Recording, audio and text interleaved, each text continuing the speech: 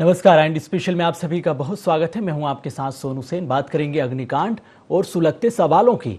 इंदौर में बहुमंजिला इमारत में भीषण आग लग गई। इस आग में जलने से 7 लोगों की मौत हो गई है। 8 लोग गंभीर घायल बताए जा रहे हैं।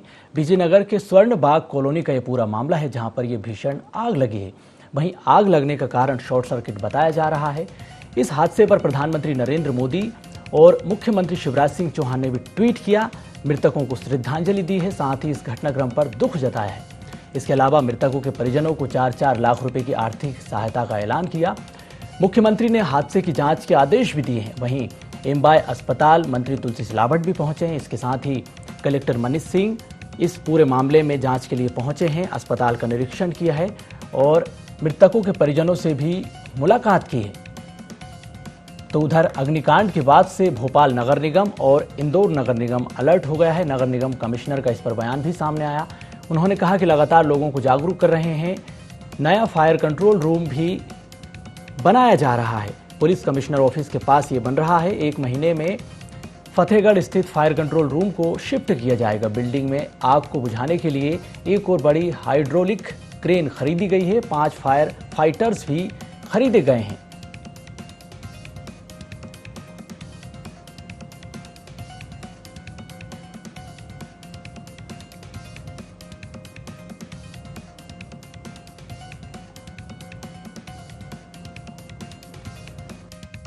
अवैध कॉलोनी है और ये सब अवैध निर्माण है। चूंकि ये शॉर्ट सर्किट से पूरी घटना है, बिजली के कुछ इश्यूज हुए हैं, तो ये तो हर कहीं भी हो सकती है ये चीज़। ये जरूर है कि अवैध कॉलोनी में प्लानिंग चूंकि नहीं रहती है, प्लॉट साइजेस की अनप्लान रहते हैं, कंस्ट्रक्शन अनप्लान रहते हैं, तो ऐसे कंजेस्टेड एरियाज में इस तरह की जब घटना कोई होती है तो उसमें इस प्रकार की कैजुअलिटीज ज़्यादा हो जाती है। मकसद ये है कि कोई किसी प्रकार का षड्यंत्र तो नहीं है, किसी प्रकार की खुराफात तो नहीं है। प्राइमा फेसिया ऐसा नहीं लग रहा है किसी प्रकार का षड्यंत्र, किंतु इस तरह की बड़ी घटनाओं में इस संभावना को कभी इनकार नहीं किया सकता है कि इसके पीछे षड्यंत्र न रहा हो। स्वर्ण बाग कॉलोनी में विजयनगर में एक दुखद घटना, दिल को हिला देने वाली घटना हुई है कि जिसमें हमसे 7 लोग बिछड़ गए और 5 लोग उससे प्रभावित है।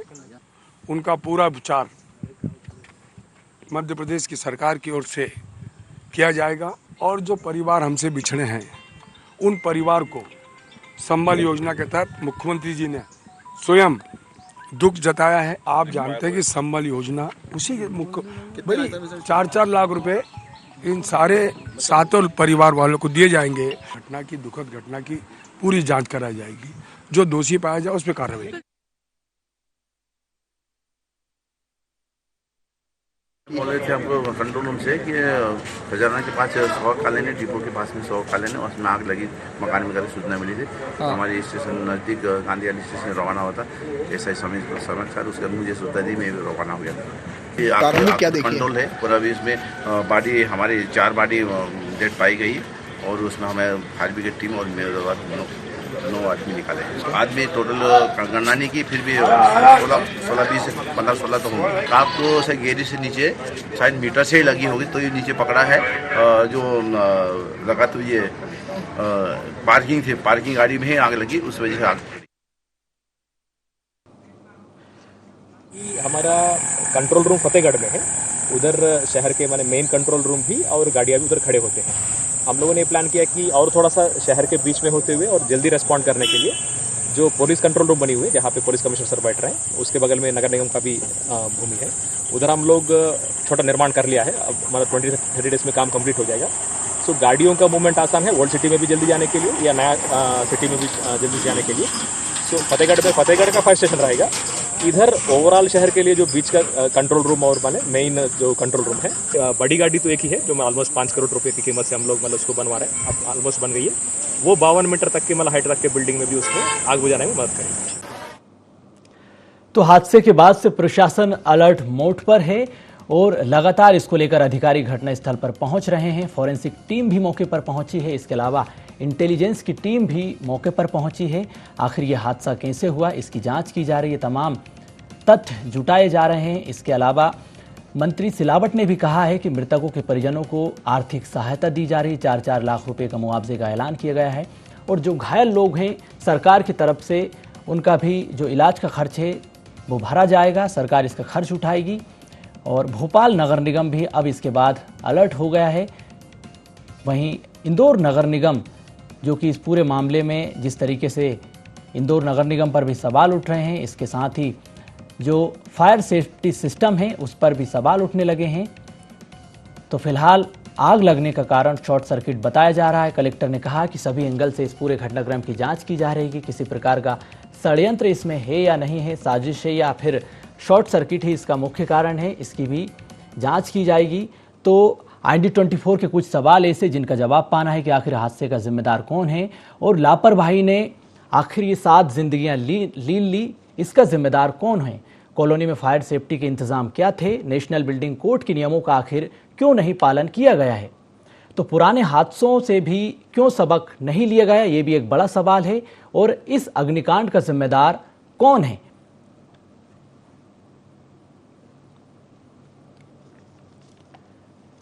तो तमाम ऐसे सवाल, क्योंकि कॉलोनी में फायर सेफ्टी सिस्टम के क्या इंतजाम थे इसकी भी अभी तक कोई जानकारी नहीं आई है। और पुराने हादसों से आखिर प्रशासन सरकार सबक क्यों नहीं लेती है, ये एक महत्वपूर्ण सवाल। इसका जवाब सरकार को देना है, प्रशासन को देना है, क्योंकि जिस तरह से लापरवाही यहाँ पर कहीं ना कहीं उजागर हुई है। और जो जानकारी मिल रही है कि बिल्डिंग के पार्किंग एरिया में भीषण आग लगी थी और आग इतनी भीषण थी कि पूरी बिल्डिंग को अपनी चपेट में ले लिया, जिसके बाद से कई लोग जो है बिल्डिंग की गैलरी से कूद गए, वो भी इस हादसे में घायल हुए हैं। और कई लोग जो कि इसमें झुलसे हैं और कई ऐसे लोग भी हैं जो कि धुएं की वजह से, दम घुटने की वजह से उनकी मौत हुई है। तो दर्जनों ऐसे सवाल जिनका जवाब पाना अभी बाकी है। और प्रधानमंत्री नरेंद्र मोदी ने भी ट्वीट किया है, मृतकों के परिजनों को आर्थिक सहायता की मदद की बात कही है। तो अग्निकांड पर सुलगते सवाल, इससे पहले जिस तरह से जो घटनाएं आई 1-2 दिन पहले की, खंडवा में भी आगजनी की घटना हुई, सतना में आग लगी, शिवपुरी में भी जिस तरह से आग यहाँ पर देखने को मिली, और इसके अलावा शाजापुर में भी भीषण आग की घटनाएं सामने आई, गोहद से खबरें सामने आई, बड़वानी से। तो ऐसी घटनाएं आए दिन सामने आ रही है जहां पर प्रशासन को इन घटनाओं से सबक लेना चाहिए, लेकिन प्रशासन मौन साधे हुए किसी प्रकार की कोई कार्रवाई प्रशासन नहीं करता है। जो इंतजाम प्रशासन को समय से पहले करने चाहिए होते हैं वो भी नहीं हो पाते हैं।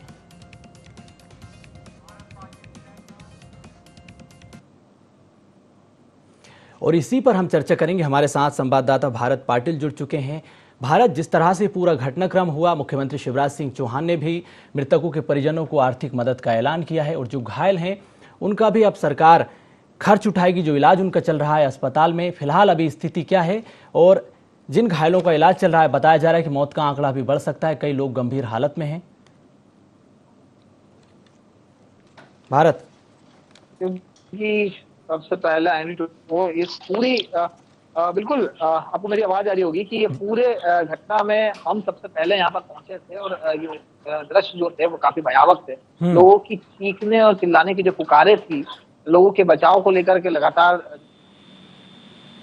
जी भारत, घर है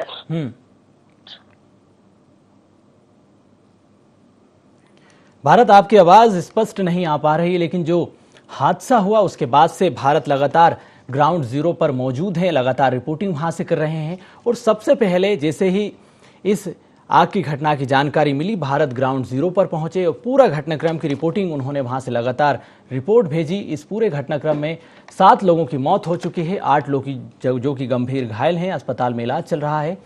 और जो सवाल यहाँ पर लगातार उठ रहे हैं वो यही है कि आखिर इस हादसे का जिम्मेदार कौन है और क्यों पुराने हादसों से सबक नहीं लिया जाता। इससे पहले भी कई घटनाएं इंदौर में देखने को मिली और खंडवा, शिवपुरी, गोहद, कई जिलों की तस्वीरें हमने आपको दिखाई। तो लगातार आगजनी की घटनाएं बढ़ रही। अग्निकांड पर जो सुलगते सवाल हैं उस पर पुलिस प्रशासन को भी जवाब देना है, सरकार को भी जवाब देना है और नगर निगम को भी जवाब देना है, क्योंकि फायर सेफ्टी सिस्टम पर भी सवाल उठ रहे हैं। राजपाल सिसोदिया, बीजेपी प्रवक्ता, हमारे साथ जुड़ चुके हैं। राजपाल जी, जिस तरह से लगातार आग की घटनाएं होती रही हैं, इससे पहले भोपाल में हुई, इंदौर में भी कई घटनाएं हुई, आखिर क्यों हम इन हादसों से सबक नहीं लेते हैं और इस पूरे घटनाक्रम ने सरकार ने क्या कुछ कदम उठाए हैं। इंटेलिजेंस की टीम भी मौके पर पहुंची है, फॉरेंसिक टीम भी जांच कर रही है। फिलहाल आप इस पूरे घटनाक्रम को किस तरह से देखते हैं और क्या अपडेट मिल रहा है इसमें अभी? राजपाल जी। घटना दुर्भाग्यपूर्ण है जी। प्रथम दृष्टिया ये सामने आया है कि इलेक्ट्रिक शॉर्ट सर्किट से इस प्रकार की घटना होती है। आज जी। इलेक्ट्रिक शॉर्ट सर्किट से जब ये घटना हुई है तो कहीं ना कहीं नेग्लिजेंसी तो उस भवन मालिक की भी है या उस भवन निर्माण एजेंसी की भी रही होगी। प्रथम दृष्टिया तो अभी जो है इस आपदा के प्रबंधन में सरकार लगी हुई है और जो लोग इस भीषण अग्निकांड में असामयिक काल के गाल में चले गए हैं उनके प्रति तो अभी ईश्वर से प्रार्थना करने और शोकाकुल के प्रति संवेदना व्यक्त करने के अलावा हमारे पास नहीं है कुछ। और मध्य प्रदेश के मुख्यमंत्री माननीय शिवराज सिंह चौहान जी ने तत्काल जो है पीड़ितों के लिए सहायता की घोषणा भी करने का काम किया है और साथ साथ में उन्होंने जो है इसकी उच्च स्तरीय जांच करने के भी आदेश देने का काम किया है। फॉरेंसिक टीम भी मौके पर पहुंची, इंटेलिजेंस की टीम भी पहुंची है। सरकार को इन्होंने क्या कुछ रिपोर्ट फिलहाल अभी दी है? इस बारे में कोई जानकारी निकल कर सामने आई? थोड़ा सा समय लगेगा। फॉरेंसिक की टीम, इंटेलिजेंस की टीम और तमाम अनुसंधान की जो टीम है वे सब लोग प्रथम दृष्टिया वहाँ पर अनुसंधान कर रहे हैं और अनुसंधान करके शीघ्र ही वो अपनी जांच रिपोर्ट प्रस्तुत करेंगे। परंतु मेरा ऐसा मानना है कि ये जो घटना हुई है ये कहीं न कहीं कोई मानवीय त्रुटि या कोई टेक्निकल फॉल्ट की वजह से है। तो निश्चित तौर पर इस प्रकार की पुनरावृत्ति न हो इस दिशा में भी फिर सरकार को सवाल शॉर्ट सर्किट का भी शॉर्ट सर्किट पर भी सवाल उठ रहे हैं। जिस तरह से शॉर्ट सर्किट की वजह से ये घटनाएं सामने आ रही है और जो आरोप यहाँ पर लग रहे हैं कि घटिया जो उपकरण होते हैं वो भी इस्तेमाल किए जाते हैं जब तारें बिछाई जाती हैं, लाइन बिछाई जाती है, उस पर भी कहीं ना कहीं सवाल उठ रहे हैं। कई सारे कारण हो सकते हैं शॉर्ट सर्किट के तो क्या कुछ कार्रवाई होगी जिम्मेदारों पर? कई बार बिजली की फिटिंग है वो जो काफी पुरानी हो जाती है, बरसों पुरानी हो जाती है तो शॉर्ट सर्किट हो जाता है। कई बार मैं आपके पास आऊंगा राजपाल जी। अमित शर्मा कांग्रेस प्रवक्ता हैं, जुड़ चुके हैं हमारे साथ। गौरव चतुर्वेदी वरिष्ठ पत्रकार हैं। अमित शर्मा जी, कांग्रेस के नेता भी घटनास्थल पर पहुंचे हैं और कई कांग्रेस के वरिष्ठ नेता भी पहुंचे हैं, उन्होंने भी परिस्थितियों को देखा समझा। आप इस पूरे घटनाक्रम को किस तरह से देखते हैं? देखिए, बड़ा संवेदनशील मुद्दा था। जिस तरीके से वहाँ पीड़ित परिवारों के साथ अन्याय हुआ था तो निश्चित तौर पे सरकार का नुमाइंदा हो या विपक्ष की भूमिका हो तो कांग्रेस के अध्यक्ष सामान्य हमारे कमलनाथ जी ने कमेटी बनाई और कमेटी में नेताओं को कहा कि धरातल पर जाकर रिपोर्ट ले, क्योंकि तत्कालीन घटना के समय अगर जाया जाता तो निश्चित तौर पे किसी न किसी तरह की कोई भ्रांति पैदा होती और कुछ असामाजिक तत्व मध्य प्रदेश को जो शांति का टापू कहा जाता है इसको गलत दिशा में मोड़ने का काम करते और ये मध्य प्रदेश की सरकार को मौका मिलता कि कांग्रेस कहीं ना कहीं लोगों को बरगलाने या भड़काने की कोशिश कर रही है। तो मुद्दे के बाद आज वहाँ पीड़ित परिवारों के साथ हमारे नेताओं ने मुलाकात करी, बातचीत करी और निश्चित तौर पे एक रिपोर्ट माननीय अध्यक्ष कमलनाथ जी को सौंपा जाएगा जो आगामी विधानसभा में जिस तरीके से उनके साथ अन्याय भी हुआ है या चीफ सेक्रेटरी और कलेक्टर से बात करी जाएगी कि किस तरह से उन पीड़ित परिवारों को सहानुभूति के तौर पर, उनके मदद के तौर पर आर्थिक सहायता दी जा सकती। तो सरकार ने जो आर्थिक सहायता का ऐलान किया है वो पर्याप्त है क्या, या फिर आर्थिक सहायता से जो सवाल उठ रहे हैं उनको दबाया जा सकता है? नहीं, बिल्कुल। सरकार ने जो आर्थिक सहायता का प्राइमरी जो फेज पर ऐलान किया है वो मैं समझता हूँ कि वो उतना न्याय संगत पूरा नहीं है और नीचे के अधिकारियों को भेजकर माननीय मुख्यमंत्री जी को पुनः हमारा आग्रह है कि एक बार वहां पर संवेदनशीलता से आकलन करना चाहिए, उनके नुकसान का, उनके परिवार की पीड़ित परिवार से बातचीत करना चाहिए। क्या लोग चाहते हैं, क्या वहां का समुदाय चाहता है और उस आधार पर निर्णय लेना चाहिए। ये तो अधिकारियों ने आनंद फानन में कहीं ना कहीं सरकार का पक्ष रखने के लिए जो एक ऊंट के मुंह में जीरे के प्रावधान किया है, ये मेरे ख्याल से और इसमें ज्यादा होना चाहिए। बिल्कुल। आपने जो जांच दल का गठन किया, जांच टीम आपकी पहुंची, कितने सदस्य इसमें शामिल हैं और लाइन ऑफ इन्वेस्टिगेशन क्या होगा, किस स्तर पर इसकी जांच करेंगे कांग्रेस के नेता? देखिए, एक तो जिस तरीके से सरकार ने अपनी भूमिका निर्वहन करा कि वहां लोग एसी कमरे में बैठे रहे और ये घटना वहां अंजाम होती गई और 48 घंटे तक वहां सरकार के सिर्फ पुलिसी अंदाज में लोग वहां गए, बाकी कोई भी जिम्मेदार मंत्री, कोई भी जिम्मेदार अधिकारी वहां उस स्पॉट पर नहीं पहुंचा। और आज जब इस तरीके से शिकायतें माननीय कमलनाथ जी जो कांग्रेस अध्यक्ष है उनको प्राप्त हुई, तो उन्होंने एक जांच, पूर्व मंत्रियों का एक जांच दल बनाया और उसमें वहां के पीड़ित परिवार की महिलाओं से, वहां के बच्चों से, समुदाय के कुछ अन्य प्रमुख लोगों से, तमाम लोगों से चर्चा की गई और उस आधार पर वो रिपोर्ट सौंपेंगे और रिपोर्ट के आधार पर चीफ सेक्रेटरी और चीफ मिनिस्टर से हमारे कमलनाथ जी बातचीत करेंगे और जो भी उस आम जनता से राजनीति से ऊपर उठकर लाभ दिलाया जा सकता है, उनके न्यायिक हक की लड़ाई कांग्रेस लड़ेगी। बिल्कुल। राजपाल जी, जवाब दीजिए। आप पर आरोप लग रहे हैं कि जनप्रतिनिधियों को जिस तरह से पहुंचना चाहिए था मौके पर नहीं पहुंचे हैं और जो मदद सरकार ने की है वो भी पर्याप्त नहीं है। पहली बात तो यह है कि जब इस प्रकार का कोई दुर्घटना होती है, कैजुअलिटी होती है, तो प्रथम दृष्टया सरकार का जो फोकस होता है वह जो पीड़ित लोगों को उनकी जान माल की रक्षा का होता है, उन्हें वहां से निकाल के सुरक्षित स्थान पे पहुंचाने का होता है। ऐसे में कई बार मंत्री या किसी बड़े हुए अधिकारी के वहां पहुंचने से कानून व्यवस्था में भी डिस्टर्बेंस होता है, राहत कार्य भी प्रभावित होते हैं जी। इसलिए मौके पे पहुंच के करने के बजाय कई बार जो है निर्णय लेने का काम करना रहता है सरकार में बैठे लोगों को, तो वो निर्णय लेने का काम करते हैं। माननीय मुख्यमंत्री जी ने तत्काल संज्ञान लिया, संज्ञान लेके सारी टीमों को 1-to-1 बात करके मॉनिटरिंग करा, अधिकारियों से सतत चर्चा करके मॉनिटरिंग करा, पीड़ित पक्ष को तत्काल अंतरिम सहायता देने का काम करा, चिकित्सा सुविधा बेहतर मुहैया कराने का काम करा घायलों के लिए, मृतक परिवारों के सहयोग के लिए अंतरिम रूप से जो कर सकते थे वो करने का काम किया। जांच दल अपना जांच प्रतिवेदन प्रस्तुत करे, फॉरेंसिक वाले अपना प्रस्तुत करे विस्तृत रिपोर्ट, इन सब चीजों के लिए आवश्यक निर्देश देने का काम किया।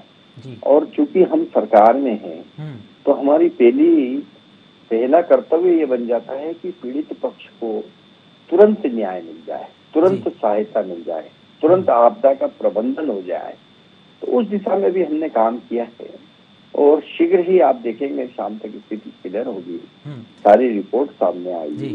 अंतरिम के बाद में और भी राशियां देने का काम या और भी सहायता देने का काम सरकार करेगी। और यह राजनीति से परे मामला है, इस पे किसी प्रकार की राजनीति होना या किसी प्रकार से प्राइमा फेसी ही सरकार गलत है ऐसा कह देना या सरकार की नेग्लिजेंसी ऐसा कह देना, ये मैं समझता हूँ विपक्ष का भी एक घोर लापरवाही पूर्वक बोला हुआ बयान है। अब किसी भवन के अंदर शॉर्ट सर्किट के तहत अगर कोई आग लगती है, अग्निकांड होता है, तो सरकार के पर्याप्त संसाधन वहां आग बुझाने का काम करने से लेके फायर ब्रिगेड से लेके तमाम राहत के कार्य शुरू करने का काम हो जाता है। और शॉर्ट सर्किट किस पोजीशन में हुआ है, किस परिस्थिति में हुआ है, ये फॉरेंसिक वाले बताएंगे। आप हम देखते हैं कई बार कि जब पुराने समय की बने हुए भवन होते हैं और उनमें जब विद्युत का जो कनेक्शन होता है, कई बार उसके वायर वगैरह जो होते हैं वो उस हिसाब के नहीं होते हैं जिस प्रकार से अब आजकल आधुनिक गैजेट्स आने लगे। हर घर में एसी लगने लगा, एसी के साथ साथ में फ्रीज लगने लगे और भी बहुत सारी जो अधिक मात्रा में बिजली का उत्पादन खपत करते हैं, इस तरीके के संसाधन लगने लगे। और उसकी जो वायरिंग है वो वायरिंग कहीं ना कहीं पुराने समय की उस प्रकार की लगी है कि वो लोग नहीं ले पा रही। अब कई बार लोग जो है वो वायरिंग चेंज भी करते। बिल्कुल राजपाल जी, मैं आपके पास आऊंगा। देखिए कई तरह की परेशानी इसके अंदर सरकार के अलावा जनता और जनता के अलावा भी विशेष करके वो लोग जो इस प्रकार से वहाँ निवास कर रहे हैं, क्या मिस्टेक हुई है, वो किस स्तर पे हुई, अभी कह पाना जल्दबाजी होगा। हो सकता है कि कोई ऐसा बिजली का संयंत्र वहां लग गया हो जिसकी वजह से ओवरलोड हुआ और तार गर्म हुए और शॉर्ट सर्किट हो गया हो सकता है कि वहाँ वो लाइन जो है वो लाइन पुरानी हो और वो जीर्ण शीर्ण हो गई हो और उसके ऊपर ज्यादा लोड आया और गर्मी का समय है इसलिए आग लग गई हो। अब वो आज कह पाना कुछ भी मतलब पानी के अंदर लट चलाने जैसी स्थिति। बिल्कुल बिल्कुल। राजपाल जी, मैं आपके पास आऊंगा। गौरव चतुर्वेदी वरिष्ठ पत्रकार भी हमारे साथ जुड़े हुए हैं। गौरव जी, जिस तरह से आए दिन लगातार इस तरह के हादसे होते रहते हैं, पिछले साल भी कई हादसे हुए, जिसके बाद भी इस तरह के हादसों से सरकार या सिस्टम हमारा सबक नहीं लेते हैं। आप इस हादसे को किस तरह से देखते हैं? जब साल भर पहले मध्य प्रदेश में 6,876 कॉलोनियों को वैध करने की प्रक्रिया शुरू हुई थी, उस दौरान अपने ही चैनल पे IND24 चैनल पर चर्चा के दौरान मैंने ये कहा था कि जो अवैध कॉलोनियां विकसित हुई हैं उनसे संबंधित विभागों के अधिकारियों के ऊपर दंडित कार्रवाई की जाना चाहिए, जिससे भविष्य में इस तरीके की नई कॉलोनियां ना पनप सकें। जो भी घटना कल रात इंदौर में घटित हुई है वो बहुत ही दुर्भाग्यपूर्ण है और सबसे बड़ी दिक्कत वहां पर आग बुझाने की प्रक्रिया के दौरान आई। उन सड़कों पर ना तो गाड़ियां अंदर जा सकती हैं और आग बुझाने में पूरे प्रशासन को दिक्कत आई। पुलिस वहां पर बहुत देर से पहुंची, तो इसमें भी जिन लोगों ने लापरवाही की है उनके खिलाफ भी कार्रवाई होना चाहिए, जिससे ये भविष्य में कार्रवाई ना हो, इस तरीके की घटनाएं घटित ना हो। मुआवजा देने से काम नहीं चलेगा, मरहम लगाने से काम नहीं चलेगा। अब सबसे बड़ी जरूरत है अवैध कॉलोनी के रहवासियों को भी दंडित किया जाए और अवैध कॉलोनी के जो कॉलोनाइजर्स हैं उनके खिलाफ भी कड़ी से कड़ी कार्रवाई की जाए और साथ ही साथ जो शासकीय अमला इसकी देखरेख करता है उसके ऊपर भी कड़ी कार्रवाई की जाए। तो क्या सुझाव क्या देना चाहेंगे सरकार को, आगे ऐसे हादसे ना हो, इसके लिए क्या कुछ कदम सरकार को उठाने चाहिए?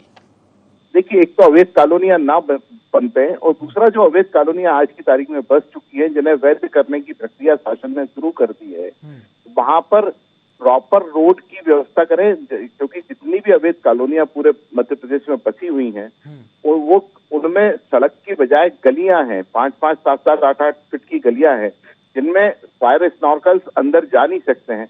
ऐसी परिस्थिति में आज सवाल सिर्फ एक मकान जलने का नहीं है। अगर इसी तरीके की लापरवाही चलती रही तो किसी भी दिन एक बड़ी की बड़ी बस्ती जल जाएगी और सैकड़ों लोगों की मौत होगी। उसका जवाबदार कौन होगा? ऐसी घटनाओं को रोकने के लिए मैं सरकार को यह सुझाव देना चाहता हूं कि जहां भी अवैध कॉलोनियों को जब वैध किया जा रहा है वहां पर नक्शे के साथ में सड़क को जितना चौड़ा कर सकते हैं उतना चौड़ा करें, मिनिमम सड़क को चौड़ा करें और जो बाकी अन्य व्यवस्था है उनकी भी व्यवस्था वहां पर की जाए स्थायी तौर पर। बिल्कुल। राजपाल जी, जो सुझाव गौरव जी ने दिए हैं सरकार को, आप उनसे कितना सहमत हैं और किस तरह से इनको इम्प्लीमेंट किया जा सकता है? राजपाल जी, ऐसे सुझाव सरकार को समय समय पे मिलते हैं और उन पर अमल भी करती है सरकार। बहुत अच्छी बात बोली उन्होंने कि अवैध कॉलोनियों को वैध करने की जो बात कही, सरकार उस दिशा में प्रयास कर रही है। कई सारी समस्याएं रहती है टेक्निकल, सबको समस्याओं को दूर करते हुए यह भी प्रयास कर रहे हैं हम कि जो अवैध कॉलोनियां हैं जिनमें कहीं ना कहीं कुछ पेपर की मिस्टेक या कुछ इस प्रकार से है, उनको किस प्रकार से वैध रेगुलर किया जाए। मैं इसको इस तरीके से भी कहना चाहूंगा कि बहुत सारी इरेगुलर पोजीशन होती है, उनको कैसे रेगुलर किया जाए, उनको ठीक किया जाए। ये सरकार अपने स्तर पे करती है, पर साथ साथ में आने वाले समय में हम जो है बिजली की ये जो व्यवस्था है जो शॉर्ट सर्किट इत्यादि का होने का होता है, इसको भी दुरुस्त करने का काम कर रहे हैं। आप देखेंगे कि हमारी सरकार के समय में पुराने समय के जो लगे हुए खंबे और उनके ऊपर पुराने सड़े गड़े तार थे वो सब बदल के नवीन केबलों के माध्यम से केबल लगाने का काम हमने अटल ज्योति योजना में किया है गांव के अंदर। और विशेष करके बस्ती वाले आबादी वाले क्षेत्र में अब खुले तार से बिजली प्रवाहित करने के बजाय कवर्ड केबल के माध्यम से बिजली का प्रवाह करने का काम भी हमने सुनिश्चित करने का काम किया है। और समय के हिसाब से किस प्रकार से सुरक्षित जो है बिजली की आपूर्ति की जा सके, जिसकी ओर भी सरकार ने ध्यान देकर काम करने का काम किया है। और गौरव भाई के जो सुझाव है वो सुझाव भी अमूल्य सुझाव है, उनको भी हम आगे बढ़ाने का काम करेंगे। बिल्कुल, समय की कमी है। अमित शर्मा जी, आप अपनी बात रखिए, समय कम है, संक्षेप में अपनी बात रखें। अग्निशामक जिस तरीके से मापदंड होना चाहिए वो मध्य प्रदेश में आज नहीं पहले से बने हुए हैं। उस अग्निशामक मापदंड को तय करने के लिए, उसका अनुपालन कराने के लिए सरकार की इच्छा शक्ति होनी चाहिए। मुझे बड़ी शर्म आती है कि जब हमारे भारतीय जनता पार्टी के विद्वान किसी टीवी चैनल पर 17 वर्षों का शासन करने के बाद ये बयान देते हैं कि सरकार इसमें अभी काम कर रही है। बड़ा निराशाजनक बयान आता है। और मैं कहना चाहता हूँ, जिस तरीके से एक समुदाय और एक देश भावना के तहत जिस बुलडोजर का राजनीतिक लाभ लेने की कोशिश सरकार कर रही है, अगर वही बुलडोजर इन सड़कों को चौड़ी करने के लिए। बिल्कुल अमित शर्मा जी, आपने भी अपनी बात रखी, समय की कमी है। आप तीनों का चर्चा में शामिल होने के लिए बहुत धन्यवाद। राजपाल जी आपका भी, गौरव जी आपका भी। तो इस तरह के हादसे ना हो, इसके लिए सरकार को महत्वपूर्ण कदम उठाने चाहिए। जो मापदंड बनाए गए उनका भी समय समय पर पालन होना चाहिए। फिलहाल चर्चा में इतना ही, मुझे दीजिए इजाजत, नमस्कार।